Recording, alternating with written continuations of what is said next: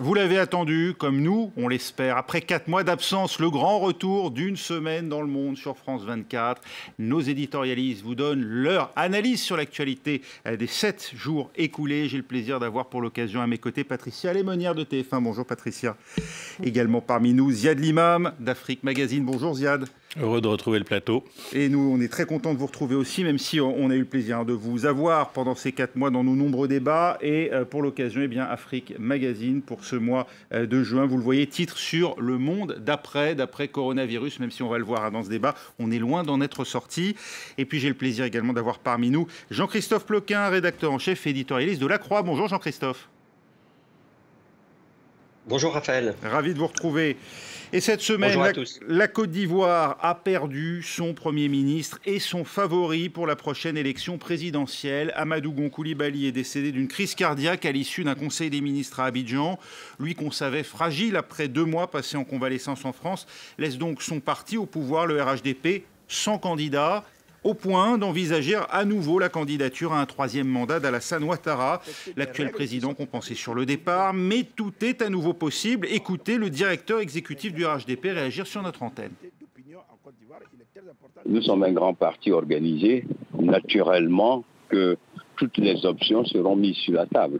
Ça, c'est naturel. Ça obéit à une logique. Faut-il entendre donc un retour d'Alassane Ouattara, Ziad Limam? C'est l'hypothèse la plus envisageable aujourd'hui. Franchement, je sais pas, j'ai aucune idée. Je pense qu'on n'est pas tout à fait dans ce timing-là encore. Il y a un certain délai, d'abord, je crois, de 2 semaines avant que les candidatures soient doivent être officiellement déposées ou un peu plus. On peut changer ces délais, on peut reporter les élections, on peut les garder à la même date.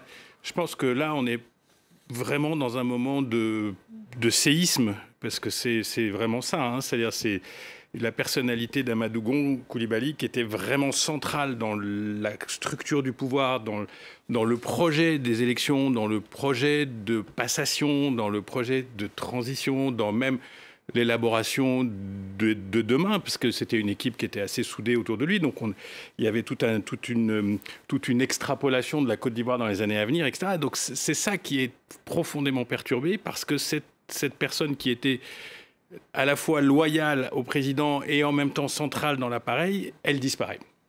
Et donc, il y a un vrai vide au sens humain et au sens politique qui s'est créé. Et donc, je pense qu'on est vraiment dans ce moment d'un pays un peu stupéfait par ce qui se passe et qui va retomber sur ses pieds. Ce que disait M. Bictogo, qui est un directeur très, très actif du parti, ils ont le parti le plus organisé, le mieux implanté maintenant. Des anciens PDCI sont venus chez eux. Il y a des gens de l'Ouest, du Nord, du Sud. Donc, je pense pas que... Je pense que la question de la stabilité va se poser, la question du candidat va se poser, mais je ne pense pas que le parti soit en danger. Enfin voilà, on est un peu dans cette configuration en ce moment. Patricia Lémonière. Ce qui est intéressant aussi, je trouve, c'est que, vous vous en souvenez, il y a à peu près 1 an, on parlait de l'instabilité qui pouvait exister en Côte d'Ivoire. Et finalement, on avait l'impression qu'avec les élections qui allaient arriver, eh bien, le chemin était tracé, le pays allait plus ou moins poursuivre la voie dans laquelle il était engagé. Ce que repose cette disparition, c'est la stabilité du pays, à mon avis. Il y a la phase de deuil, il y a la phase de recueillement, mais au-delà se pose cette question de la stabilité du pays avec tous ces candidats qui sont certains à l'extérieur, hein, certains même en France. Bon, on ne sait, oui, on ne sait pas. Je crois qu'on va regarder très attentivement ce qui va se passer, justement, même dans cette phase de deuil où les gens peuvent se voir, se réunir, se préparer, parce que c'est l'enjeu, je crois, pour ce pays qui est un pays stable, qui a toujours su s'en sortir, malgré les crises auxquelles il était confronté. Eh bien, c'est la vraie question. Va-t-on entrer dans une phase d'instabilité? Parce qu'il y en a certains qui auront intérêt, après cette phase de deuil, à s'agiter. Le fait même que la présidentielle soit dans toutes les têtes, Jean-Christophe Ploquin, ça montre à quel point personne n'a intérêt à revivre la période 2010-2011. Oui, la Côte d'Ivoire est dotée d'un régime présidentiel. Et donc, le président a vraiment l'essentiel des pouvoirs dans ce pays. Et donc, l'élection présidentielle est à chaque fois un temps fort, un temps politique extrêmement fort qui suscite des tensions, des rivalités. Et on sait depuis une vingtaine d'années que ça peut aller au-delà du simple champ politique et que ça peut déboucher sur des confrontations militaires. Donc c'est vrai que le fait que la transition qui s'amorçait et qui semblait effectivement confortable pour le parti de Alassane Ouattara, le président, aujourd'hui, cette incertitude tout à coup rouvre beaucoup d'inquiétudes, je pense, à terme dans le pays. Ziad Imam. C'est-à-dire que la Côte d'Ivoire, elle a ses permanences, mais elle a aussi beaucoup changé dans les 10 dernières années. Ce qu'on appelle la décennie ado. Et je pense quand même que il y a toujours les réflexes, ça on ne peut pas empêcher les réflexes régionaux, on ne peut pas empêcher les vieux clivages anciens de la politique ivoirienne d'être là, mais il y a eu aussi des transformations et je pense quand même que la tentative, parce que je pense que c'est encore au stade de la tentative, même si c'est aussi une ambition, la tentative RHDP, de ce parti qui essaye de transcender un peu ces différences, c'est quand même un début de réalité. Il y a quand même des cadres dans ce parti, et en particulier dans l'équipe dirigeante qui viennent, qui ne sont pas tous des gens, pour caricaturer des gens du Nord, il y a des gens, il y a des anciens PDCI, il y a des gens de l'Ouest, etc. Ils ont tous un accord entre eux sur là vers quoi ils veulent aller. Et donc ça existe aujourd'hui. Et ils ont un président, candidat ou pas candidat, qui représente une force politique. Donc franchement, il y a un appareil qui... Mais il y a des ambitions aussi. Oui, mais d'abord, mettons des noms. Les ambitions, Guillaume Soro... C'est par l'intérimaire aussi. Non, Guillaume Soro, il est à Paris, il a un problème juridique. Mais Ahmed Bakayoko, il est à Abidjan. Oui, mais Ahmed Bakayoko, dont on parle beaucoup, qui fait l'objet même de certains fantasmes, hein, mais je pense qu'il fait partie de l'équipe. Il fait partie de l'équipe. Et encore une fois, une des clés de la situation, c'est qu'il y a un président qui est sortant ou pas sortant, mais qui est un président fort. Qui mettra tout le monde d'accord sur sa candidature. Qui mettra tout le monde d'accord, ou sur sa candidature, ou sur la candidature que le parti choisira. Et je ne pense pas qu'à l'intérieur du RHDP, il y ait beaucoup de remous sur ces choix-là. Et puis le dernier point, après je vous laisse parler, c'est que l'état de l'opposition est quand même pas très brillant non plus. Je dirais, le PDCI historique, c'est loin. La candidature Bédier fait des remous, y compris dans son propre camp. 86 ans. Parce qu'on dit que peut-être on pourrait avoir une personnalité qui incarne l'avenir de manière plus efficace. Le FPI est divisé entre les pro-Gbagbo, ceux qui veulent tourner la page Gbagbo, etc. Pascal Affi-N'Guessan. Voilà. Et donc, quand même, la force RHDP, avec un président de la République qui porte quand même l'État, c'est pas négligeable. Peut-être il y aura peut-être des difficultés, mais c'est pas négligeable. J'ajouterais deux petites choses. Simplement, sur le plan constitutionnel, effectivement, le président actuel a dit qu'il peut effectivement peut-être se représenter si on estime que la nouvelle constitution lui permet. Mais il y aura des contestations.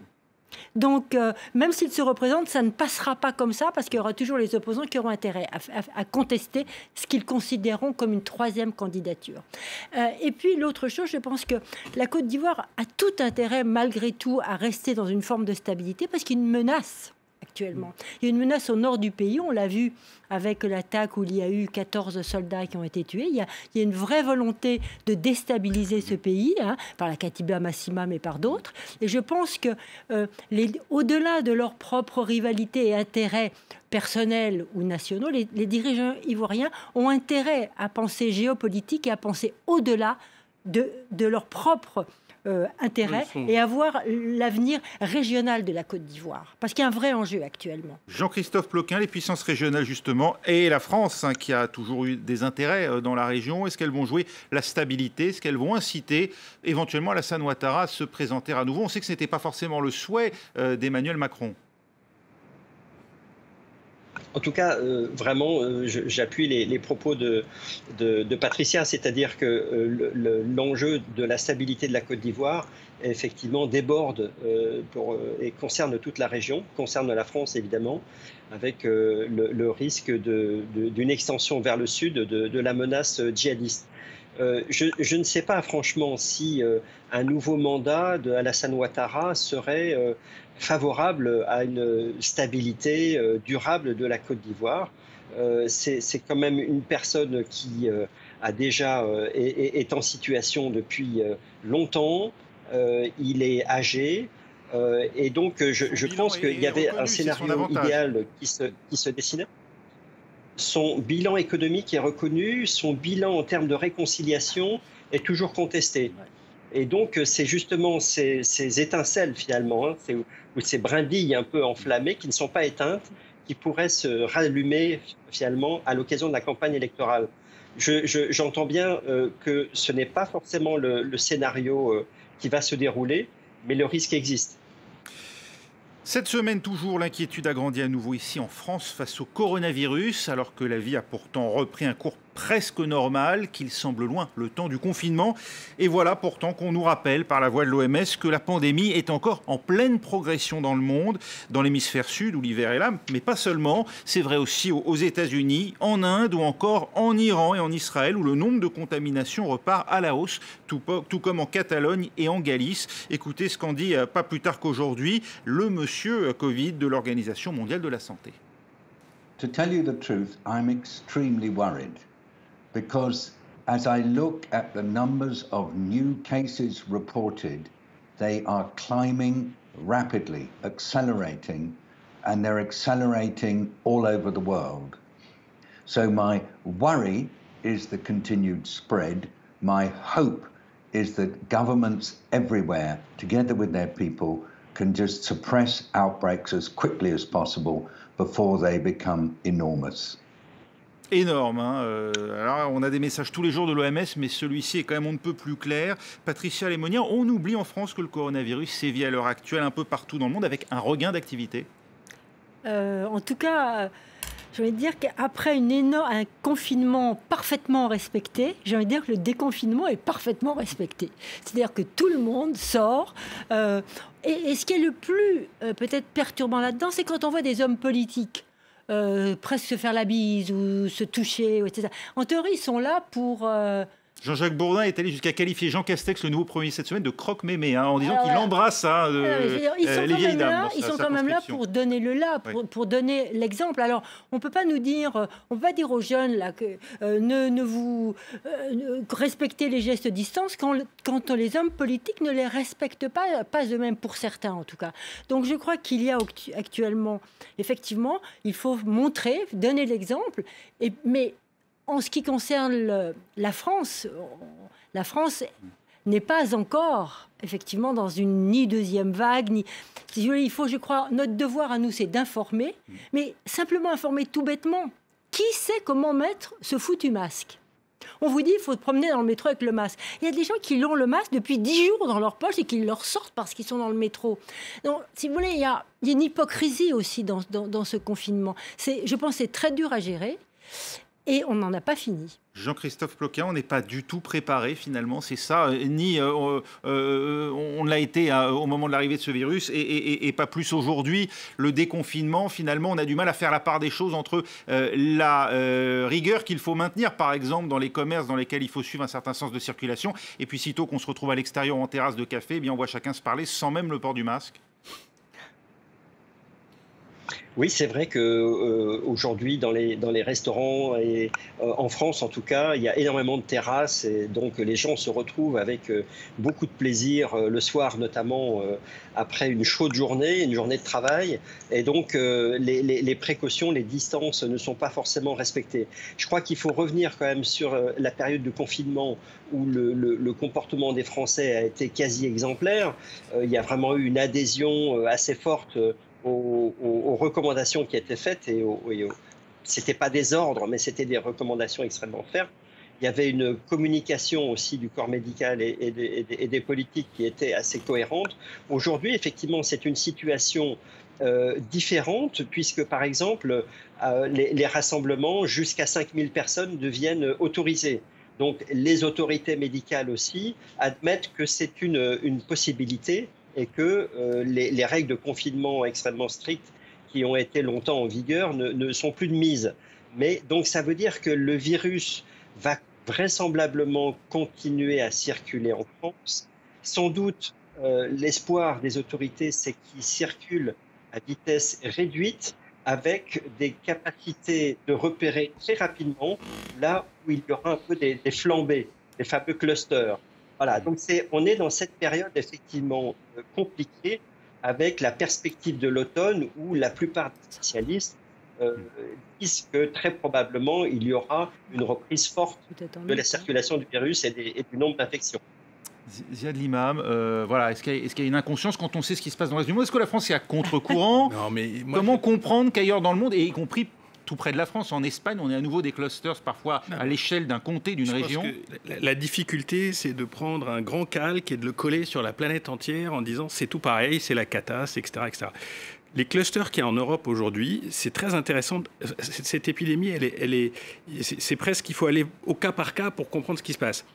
Il y a eu un cluster en Allemagne, c'était où? C'était dans des usines alimentaires, des abattoirs, etc., où les conditions de travail, parce que l'Allemagne c'est magnifique, mais c'est pas non plus le paradis général du travailleur, où les conditions de travail sont des conditions assez dantesques, avec des salariés qui viennent d'Europe de l'Est, etc., qu'on met dans des usines, etc. Qu'est-ce qui s'est passé en Espagne? J'ai pas toute la carte de situation, mais là aussi c'était les fameuses exploitations agricoles intensives, avec des gens qu'on importe littéralement, hein, etc. Et donc, s'il y a une forme d'irresponsabilité aujourd'hui, c'est de continuer à maintenir des systèmes de production qui, parce qu'ils sont rentables, sont aussi des facteurs d'infection. Mais les frontières vont rouvrir tôt ou tard. Mais les frontières sont ouvertes. Il y a même des avions, enfin, tout redémarre. Donc, et puis on ne peut pas garder la situation. Et puis on ne peut pas dire que la France est irresponsable. Moi, je suis fasciné. On prend 3 images au canal Saint-Martin et on a l'impression que toute la France fait la bringue. C'est pas vrai. Le Monde a sorti un papier le lendemain de ça pour dire que ça s'était plutôt bien passé.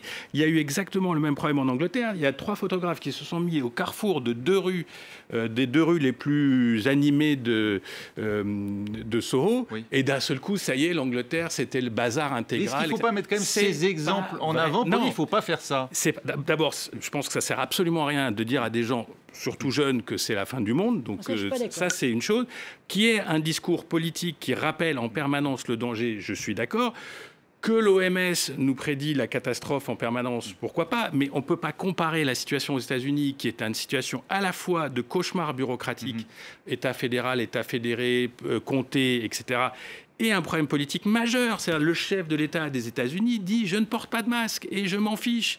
Et on va aller aux élections comme ça. Donc on ne peut pas comparer la situation américaine ou la situation brésilienne avec ce qui se passe en Europe, où la vie reprend, où le business reprend. Il y a même des chiffres relativement positifs. On n'est plus dans la très grande cata économique, on est dans quelque chose d'un peu plus maîtrisé. Donc voilà, on va être avec ça, on va vivre avec ça. Je pense qu'on peut au moins prendre les bonnes nouvelles de temps en temps, ne pas parler que des mauvaises. Et par contre, là où les gens de l'OMS ont raison, c'est que tant qu'il n'y a pas une coordination à l'échelle planétaire des politiques anti-Covid, on aura tout le temps un problème. Parce y compris dans les restrictions de voyager, peut-être. Les restrictions de voyager, est-ce que les tests, dans le fait qu'on ne peut pas certains pays laisser tout ouvert et d'autres pays... Enfin, je veux dire, tout ça nécessite une coordination. Faut-il s'inquiéter, Patricia Lemaire, de voir 239 scientifiques mettre en garde contre un risque de transmission du virus par voie aérienne? Qu'est-ce que ça change? L'OMS dit, pour l'instant, on n'a pas de preuves formelles. Hein. Alors là, ce que nous a appris aussi cette pandémie, c'est que tout a été dit, tout est son contraire. Donc là, on s'est rendu compte de la fragilité finalement des scientifiques, de la fragilité même du corps médical qui disait et puis qui après évoluait. Et puis on était pour une méthode de soigner, on était contre, on ne savait pas. Après, il y avait des gouttelettes qui se transmettaient, puis les gouttelettes qui se transmettaient plus, puis qui là, elles reviennent, elles sont en suspension. Les enfants qui étaient vecteurs, qui ne le sont plus. On a tout entendu. Donc je crois qu'il faut chaque fois garder raison, comme disait Stéphane, il faut regarder, voir, et puis surtout penser à tout à fait simplement comment à mon niveau, chacun d'entre nous, on peut se protéger et participer. Mais je crois qu'en même temps, les autorités qui ont brandi la peur, parce que ça a été pour confiner la France, il a fallu y aller, vous allez mourir, on leur a dit. Enfin, presque c'était ça. Nous sommes en guerre. C'était pas vous allez mourir, parce que ça c'était au Portugal, où le chef d'État a dit je n'ai pas de masque, vous allez mourir si vous ne vous confinez pas. En France, on a dit on est en guerre, on a fait une autre démarche. Bon, eh bien, après cette démarche très forte, maintenant, il faut c'est la libération.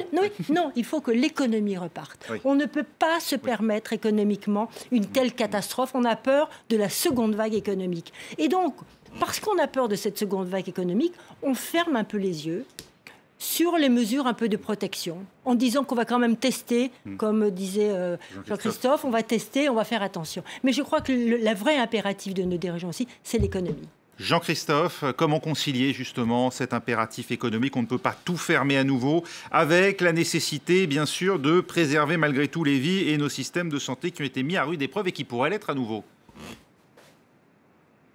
Oui, juste un rappel, la rapidité avec laquelle le virus a presque cessé de circuler en France.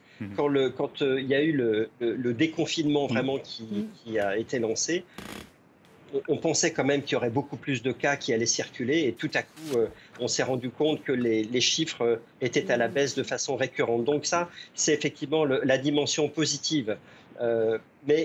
Et donc, je pense que l'enjeu économique aujourd'hui, il est effectivement extrêmement fort. Il y a non seulement, pour le moment, c'est l'État qui a pris en charge, en quelque sorte, le coût économique du confinement. Il ne peut plus poursuivre très longtemps de cette façon-là. La dette publique devient extrêmement forte. Et donc, il faut que les entreprises puissent reprendre leur activité, ce qui se passe finalement de façon assez rapide. Donc voilà, c'est effectivement une question d'équilibre entre le redémarrage de l'activité en France, le fait aussi de pouvoir retourner voir nos proches, enfin de pouvoir reprendre une vie familiale, une vie amicale normale, mais en étant toujours très vigilant, en respectant effectivement les gestes barrières et en étant d'accord pour finalement très vite se prêter à des contrôles et des tests en cas d'interrogation sur notre état de santé. Voilà, il faut être habile, il faut être agile dans la gestion de cette crise pendant encore de longs mois. Passer la menace sanitaire... Et je suis d'accord avec Patricia, c'est un peu... Ouais, pardon, c'est effectivement une responsabilité de chacun. C'est une responsabilité de chacun. Passer en tout cas cette crise sanitaire dont la menace reste, on l'a compris, entière. Est-ce une nouvelle guerre froide qu'on sent poindre entre la Chine et l'Occident? Pékin ne cesse de réaffirmer sa souveraineté pleine et entière sur Hong Kong, alors que nombre de capitales occidentales déplorent la nouvelle loi sur la sécurité intérieure, censée faire taire la dissidence après des mois de manifestations. Parmi les derniers en date à réagir, la France, par la voix du ministre Jean-Yves Le Drian, devant la Commission des Affaires étrangères du Sénat. C'était cette semaine, écoutez. Loi sur la sécurité est un acte très grave qui remet en cause, de notre point de vue, à la fois la loi fondamentale de 1997 qui validait la forme d'autonomie de Hong Kong sous la référence un pays, deux systèmes. À partir du moment où il y a cette remise en cause des fondamentaux de justice, nous considérons que ces principes-là sont aussi remis en cause. Et par ailleurs, nos propres ressortissants peuvent eux-mêmes être victimes de ces nouvelles dispositions. Jusqu'où ça peut aller, Jean-Christophe Ploquin? La France promet d'agir. Comment est-ce qu'elle en a elle-même les moyens? Bon, alors, faut dire que la France n'est pas en pointe sur ce dossier de Hong Kong. On sent quand même une grande prudence du ministre des Affaires étrangères.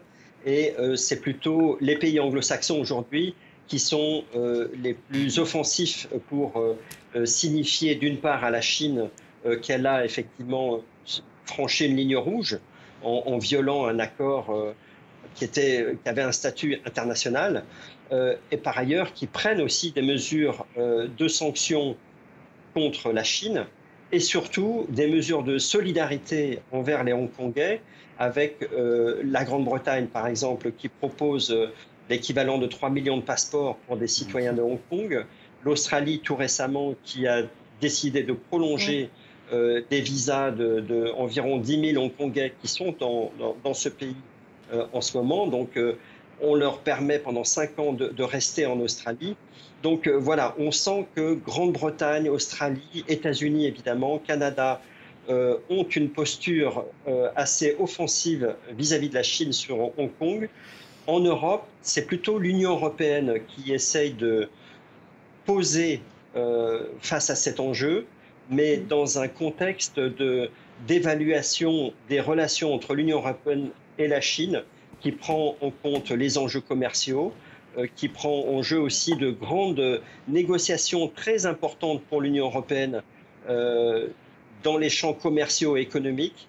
Et donc, je pense que le dossier de Hong Kong est quand même considéré comme relativement secondaire. Il fait partie du paysage. Les Européens, évidemment, sont choqués par ce qui se passe et par les décisions de la Chine, mais ils ne sont pas les plus en pointe sur ce sujet-là, ce qu'on peut regretter. Secondaire, Hong Kong, Ziad Imam, dans les négociations globales avec la Chine? Secondaire, oui. Enfin, si on prend le plan commercial, c'est une possibilité. Moi, je pense que surtout, c'est la posture chinoise qui est interpellante. C'est-à-dire qu'il y a une décision au plus haut niveau quand même de prendre un risque politique majeur, d'accentuer la crise avec les États-Unis, d'accentuer la crise avec les voisins, en mettant fin au mythe de système, en mettant fin au mythe de système, en plus avec un gros coup de marteau. Hein. On n'a pas fait ça dans la douceur. On a pris une enclume, on a tapé le plus fort possible avec une loi qui est d'exception. Puisque même moi, si j'écris Vive Hong Kong ou Hong Kong libre, je suis dans l'empreinte extradé en Chine. Je suis dans l'empreinte de la loi. On comprend que les pays revoient leur traité d'extradition avec Hong Kong, oui, c'est le minimum. Oui. Mais ce que ça veut dire quand même, c'est que la direction chinoise admet que dans cette période-là, il faut qu'ils prennent des décisions radicales pour imposer leur puissance et leur souveraineté, qu'ils sont prêts à sacrifier Hong Kong, qui était encore l'interface entre la Chine et le reste du monde, qu'en fait on va transformer Hong Kong en Shenzhen ou en Shanghai, c'est-à-dire comme une des 4-5 grandes villes du Sud, mais que toute l'exception Hong Kong va disparaître. Le message adressé à Taïwan, et c'est là que quand même les choses prennent de l'ampleur, c'est-à-dire c'est chaud, c'est militairement chaud. Le message adressé à Taïwan, c'est deux systèmes, c'est mort, et puis vous, dès qu'on aura l'occasion, on essaiera de faire la même chose. Ils prennent des positions dans toutes les mers autour d'eux, avec des soldats, des bateaux, des interceptions, etc. Il y a quand même un raidissement très puissant, très fort. Alors, est-ce que ça a une portée géostratégique longue? Est-ce que c'est un régime qui s'affaiblit peut-être parce qu'il est menacé par une crise économique comme nous tous, par un Covid qui, même s'ils ont des chiffres qui sont proches de zéro, on ne sait pas si ça ne va pas revenir.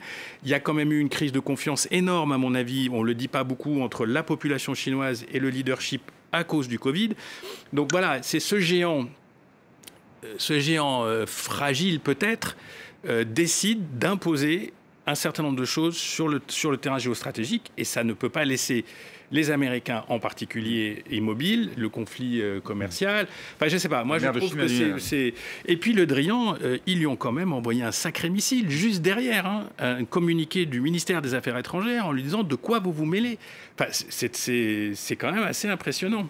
Donald Trump, Patricia Lemonnier, porte-t-il une responsabilité dans cette radicalisation de Pékin, lui qui n'a eu de cesse de dénoncer l'agressivité chinoise en matière commerciale notamment, ou bien là, est-ce vraiment la volonté de Xi Jinping, clairement exprimée depuis plusieurs années maintenant, dorénavant, d'affirmer les ambitions chinoises? Il n'y a pas de réponse tranchée là-dessus. Je crois qu'il y a une vraie volonté, effectivement, du leadership chinois de s'affirmer et de profiter de la crise du Covid-19. Ils ont été très inquiets par les résultats des élections à Taïwan.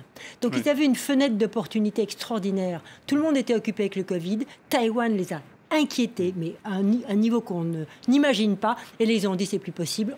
Tout le monde va être avec le Covid, on tape. Et les élections à Hong Kong. Oui, les élections à Hong Kong aussi. Donc là...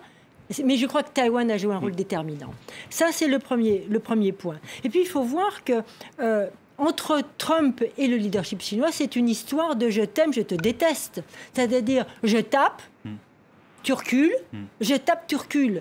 On a l'impression qu'on a affaire à deux monstres de politiques qui se regardent, fascinés l'un par l'autre, et qui veulent avancer. Simplement, je crois que le président américain est un personnage qui est beaucoup plus imprévisible et n'a pas à part montrer sa force et l'imposer à la Chine, il n'a pas de vraie stratégie globale sur le long terme.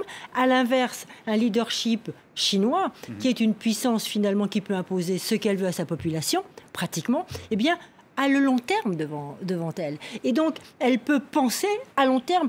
Manger Hong Kong est une étape. En plus, Hong Kong, ça ne représente plus rien dans le PIB chinois. Avant, c'était 12%, maintenant, c'est quelques pourcents. Donc, manger Hong Kong, après, on mangera Taïwan. On s'implante partout. Et ce qu'on veut devenir, c'est le centre du monde, comme est la Chine dans son histoire. C'était d'ailleurs l'objectif que s'était donné très clairement. Mais pour être le centre du monde, les Américains ont montré que ce n'est pas juste avec les bateaux de guerre et la force brute, le soft power. Ouais. C'est ça qui fait qu'on est le centre du monde. Et la grande faiblesse de la Chine, c'est qu'il n'y a pas le soft power. Il n'y a que l'affirmation. Il y a une part de soft power dans l'économie avec l'Afrique. Les nouvelles routes de la soie. Attends, les nouvelles routes de la soie, mais pour conquérir les opinions, et les cœurs, il faut autre chose que des affirmations. Mais la Chine se moque de conquérir les cœurs, je pense. Enfin, donc on ne peut pas être maître du monde. Elle se moque pas. Peut-être Jean-Christophe Ploquin pour trancher, est-ce qu'on peut être maître du monde lorsqu'on ne se soucie pas de conquérir les cœurs? Il faut y mettre un poids militaire extrêmement important ou un poids économique aussi extrêmement important. La Chine, le régime chinois, il utilise le nationalisme de façon... C'est vraiment avec ça qu'il essaie de souder sa population. Il a aussi un système économique capitaliste, et c'est avec ça qu'il a réussi à se développer extrêmement rapidement. Et sinon, c'est un régime à la base d'idéologie marxiste-léniniste, donc qui permet au Parti communiste chinois d'exercer un pouvoir absolu sur tout l'appareil d'État du pays, et avec à la pointe du sommet le président, qui est aussi le secrétaire général du Parti communiste. Et on rajoute à ça aussi la dimension high-tech, puisque toutes les nouvelles technologies sont mises au service justement de cette stratégie de puissance, qui est une stratégie de puissance en interne, on refuse toute contestation, et une stratégie de puissance, effectivement, qui est pour le coup nouvelle depuis quelques années seulement, et qui utilise les leviers à la fois économiques, militaire. Pour le moment, c'est cantonné à l'environnement immédiat de la Chine, donc effectivement dans les mers qui bordent la Chine et puis aussi dans l'Himalaya à la frontière avec le Pakistan.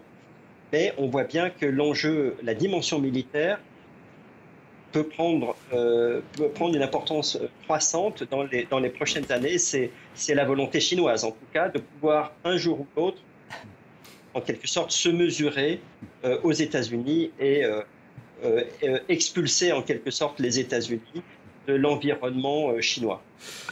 Cette semaine, enfin, la France s'est donné un nouveau gouvernement pour les 2 dernières années de mandat d'Emmanuel Macron, en nommant l'inconnu Jean Castex à Matignon en remplacement du populaire Édouard Philippe. Et parmi les choix les plus marquants, le très clivant Éric Dupond-Moretti au ministère de la Justice. Emmanuel Macron a pris un risque. Les premiers pas des 2 nouvelles figures de l'exécutif, c'était cette semaine à l'Assemblée. Les retraites, la dépendance, l'assurance chômage, le plan de relance, tout sera mis sur la table. Nous allons écouter et concerter. Seule cette méthode sera efficace, Madame la députée. Non, je vous en prie, c'est déjà compliqué pour moi, c'est une première. Monsieur le député, j'ai un sens aigu du contradictoire et du respect de la parole de l'autre. J'aimerais que vous me laissiez au moins m'exprimer. Oh, pardonnez-moi, on ne juge pas... Monsieur le député, je voudrais vous répondre complètement. On ne juge pas des hommes sur des a priori, me semble-t-il. Vous me jugerez sur ce que j'ai fait quand je l'aurai fait. Voilà, Éric Dupond-Moretti, vous l'avez compris, très chahuté pour ses premières questions d'actualité au gouvernement. Ziad Imam, qu'a voulu faire Emmanuel Macron avec ses choix ? Je sais pas. Je trouve qu'il y a quelque chose de très fortement disruptif, ça c'est clair. Il y a quelque chose qui est un message qui relève de c'est moi le boss. Et je mets une équipe qui me permet d'avoir la main sur ces 2 ans. D'ailleurs, ce n'est pas que l'équipe ministérielle, les directions de cabinet, etc. Donc on sent bien qu'il y a une... Oui, il y a Emmanuel Macron a nommé des fidèles. Oui, il a mis tous ses amis, tous ses fidèles, il les a mis sur les ministères les plus importants. Je trouve, mais ça c'est très personnel, qu'il y a quelque chose d'assez habile dans le choix des gens. Peut-être que je me trompe, mais je trouve que M. Castex est quelqu'un qui ressemble à la France, qui ressemble à une grande partie de ce pays, qui a un ton, qui a un accent, qui vient pas de la technocratie, qui il en vient, mais bon, ça se voit pas. Mais ça se voit pas. Il a été, pour les Français, c'est aussi quelqu'un qui s'est occupé des Jeux Olympiques, c'est quelqu'un qui s'est occupé du déconfinement, c'est quelqu'un qui il se défait pas devant un des parlements les plus rudes d'Europe, donc ça va. Je pense qu'il y a quelque chose. Roselyne Bachelot est adorée des Français pour des tas de raisons plus ou moins objectives, et donc tout le monde adore ça. Elle est revenue en grâce avec la crise du Covid. L'avocat, ministre avocat, je trouve plus complexe parce que il y a quand même des problèmes de conflit de compétences qui vont se poser à un certain moment, parce que c'est un ministre qui avait des clients partout dans le monde et qui, on sait que les clients des avocats sont très attachés à leurs avocats et donc ça peut créer des liens un petit peu difficiles. Mais bon, tout ça, c'est assez une rupture, ça fait bouger les choses, et le fait de faire bouger les choses, ça permet par ailleurs au président de pousser ses dossiers, de faire avancer sa machine, qui est d'être prêt pour d'abord de prendre la crise du mieux possible et d'être prêt pour les élections dans à peine 2 ans. Patricia Lémonière, vous avez été surprise? J'ai été un peu surprise, mais surtout étonnée. Oui. Vous n'avez pas compris forcément. C'est pas que j'ai pas compris, je me suis dit tout ça pour ça. Alors effectivement, il y a des personnages hauts en couleur, très compétents, comme le ministre actuel de la Justice, le garde des Sceaux. Il y a des femmes aussi tout en couleur, charmantes, enfin voilà, qui, comme on peut dire, qui font bouger en tout cas les choses, en apparence en tout cas, et peut-être en profondeur. Et pour vous, il n'y a pas de message politique qui se dégage? Le message politique, je dirais, c'est ce que tout le monde a dit. On a pris quelqu'un avant, on avait un Premier ministre du Nord. Maintenant, on a un Premier ministre du Sud. Ils étaient tous les deux inconnus du grand public. Ils ont tous fait l'école de l'administration des grandes écoles. Qu'on ne me dise pas que le nouveau Premier ministre est un homme du peuple. Pas du tout. Il a fait toute sa carrière dans la haute administration avant de prendre un petit peu de recul là et encore. Donc, moi, je suis, je dirais, un peu déçue. Si on attendait du changement, on ne l'a pas eu, mais en tout cas, on a un président qui est en marche, pour le coup. Jean-Christophe Ploquin, une volonté de proximité affichée avec les élus, avec la droite aussi, hein. Oui, effectivement, mais en même temps, le numéro 2 du gouvernement, c'est Jean-Yves Le Drian, qui est plutôt à gauche. Donc là, le en même temps fonctionne aussi. Moi, ce qui me frappe est juste, je pense qu'il y a effectivement des éléments disruptifs dans ce nouveau gouvernement. Ce qui me frappe peut-être le plus, c'est la continuité.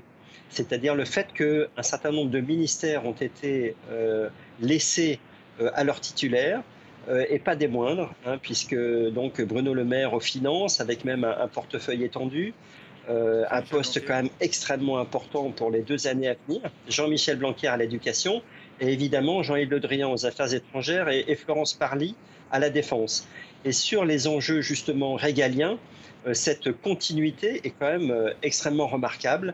On voit que ça va permettre à Emmanuel Macron de poursuivre ses grands axes politiques et diplomatiques, et notamment par rapport aux enjeux européens qui sont cruciaux, parce que c'est finalement ce que Emmanuel Macron affirme, mais aussi Le Drian, c'est que c'est l'échelon européen qui permet à la France d'avoir une certaine stabilité et de pouvoir peser à l'échelle internationale. Cette politique-là va pouvoir être poursuivie. On arrive à la fin de cette émission. Un mot tout de même pour vous parler de la situation au Mali, où une nouvelle manifestation a dégénéré à Bamako. Les opposants au président Ibrahim Boubacar Keïta ont à nouveau fait entendre leur opposition dans les rues de la capitale. La chaîne de télévision publique a dû interrompre ses retransmissions à la suite de l'occupation de son siège par certains de ces manifestants qui réclament la démission du chef de l'État. Un mot peut-être très rapide, Ziad Limam. On n'a pas plus d'éléments, mais ces manifestations, ça fait déjà un moment. Il y a un bras de fer entre le régime et une partie de l'opinion, et avec une espèce de connexion avec une espèce d'arrière-plan islamiste peut-être, avec cet imam très populaire. Oui, un prédicateur. Mais surtout, je trouve que c'est assez symbolique de la fragilité des pays du Sahel en ce moment. Crise de légitimité, crise de ressources, lutte contre les djihadistes. Et quand on parlait de la Côte d'Ivoire, qui était la côte sud, c'est-à-dire tous les pays de la côte qui sont plus stables, moins impactés, il y a quand même cette tempête qui est là et qui peut descendre. Merci Ziad Limam, merci également à Patricia Lémonière d'avoir été avec nous aujourd'hui, ainsi qu'à Jean-Christophe Ploquin de la Croix. C'est la fin d'une semaine dans le monde. Restez avec nous, l'info continue sur France 24.